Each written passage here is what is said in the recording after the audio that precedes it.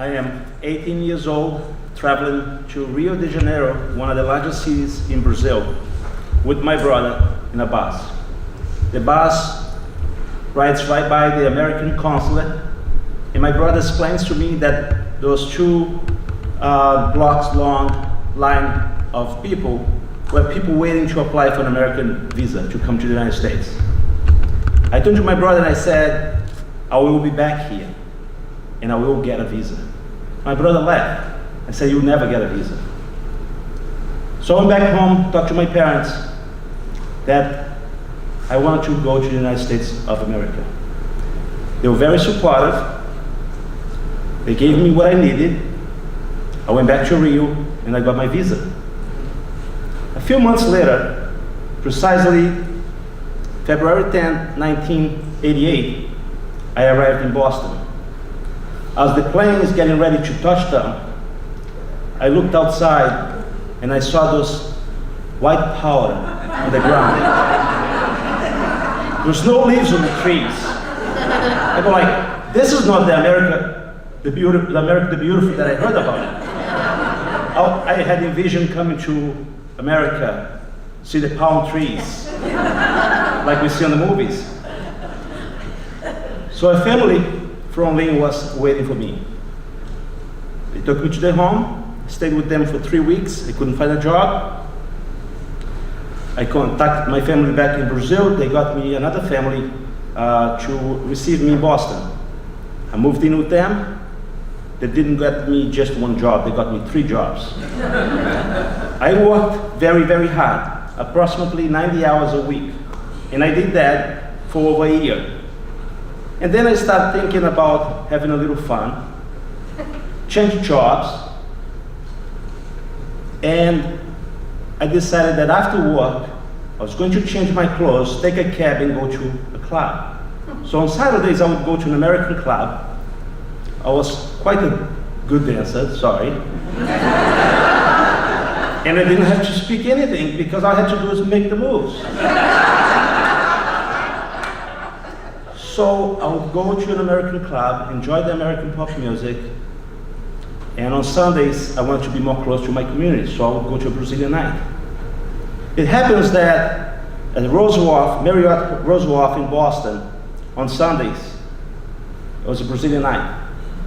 So I was there having fun and talking to some friends, and I look across the table, I see this brunette, dark hair, really dark eyes, and we exchanged eye contact, and I approached her and asked, would you like to dance? And she said yes. So we danced, we talked, then it was time to leave. I walked to her car. By then I had already learned so much about her, and seeing the similarities, because her parents came from Italy. And I invited her to go to Mass with me the next day, Brazilian Mass. And she said no with a smile, because she had already a commitment. But then I proceeded to invite her to dinner.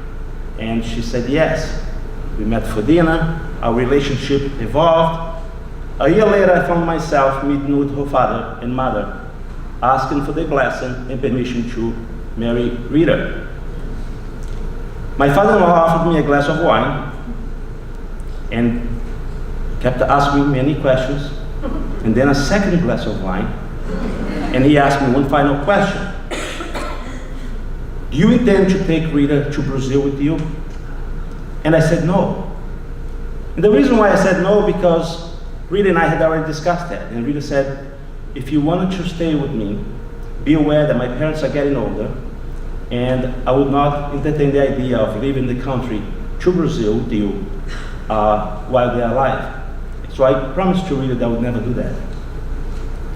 So time went by, 2 weeks, maybe a few weeks later, I proposed to Rita. We went to a Brazilian restaurant, her parents joined us.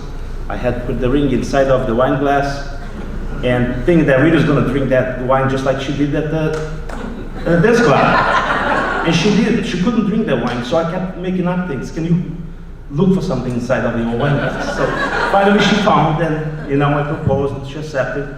So we moved to Quincy. In the meantime, I am applying for better jobs. I was offered for offered a job with the union as a union representative. I took the job. That job really opened up, the opportunities for me. The boss at the union, my boss at the union at the time, said to me that that the union would provide me with full scholarship to go and pursue my bachelor's degree. But obviously, my boss explained to me that would be one step at a time.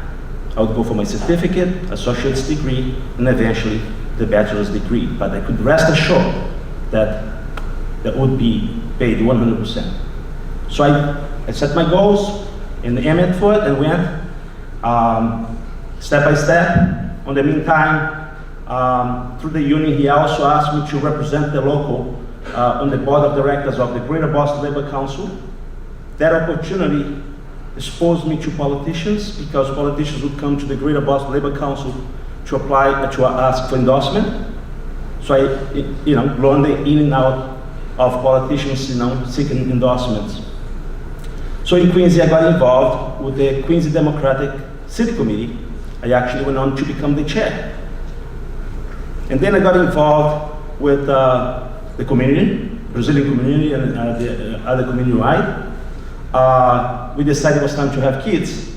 And we learned that we could not have kids of our own. So we adopted 2 boys from Brazil in 1997 and 1999. As the kids are growing, then it was time to get involved with the sports. So I became a coach. We moved to Hingham, and I got involved, my wife and I got involved with the schools and sports right away. I became a coach. Got involved with the Hingham Democratic Town Committee, where I went on to become the chair. And got involved with the boosters as the kids grow older at high school. And I was really getting involved with everything. And then I said, it's time for me to run for office. So I ran in 2015 and didn't win. It was in a 4-way race. Only 2 candidates got elected. That evening, the reporter from the Hingham Journal asked me if I would run again. And I said, I may consider it, and I left the door open. With the motivation and support of my wife and some friends, many here present tonight, I ran for the second time. Now what I did differently is that instead of canvassing on foot, I used my bicycle. And in Hingham, as you can appreciate, people really value that, whatever you do to take care of the environment. So I wasn't burning fuel, I was burning the tire on the bicycle. And that worked out very well. I worked very hard. Election day comes, we working hard, then towards the end of the day, we go to my home. My mother happened to be here visiting from Brazil. So we waited for the results, and then I got a call right past 8 o'clock. The polls closed, and they say, Carlos, you won. I couldn't believe it. It was amazing, to receive that, news.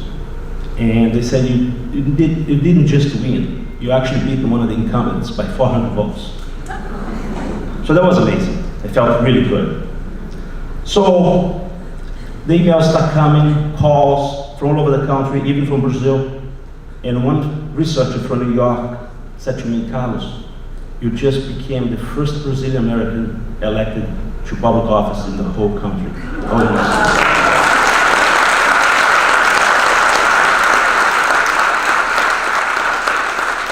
So I wanted to be certain, so I wasn't embarrassed a few weeks later. So I said to him, can you do me a favor? Can you call South in Boston, Alvaro Lima, the director of research for the city of Boston, and also a professor in Florida, and he did that.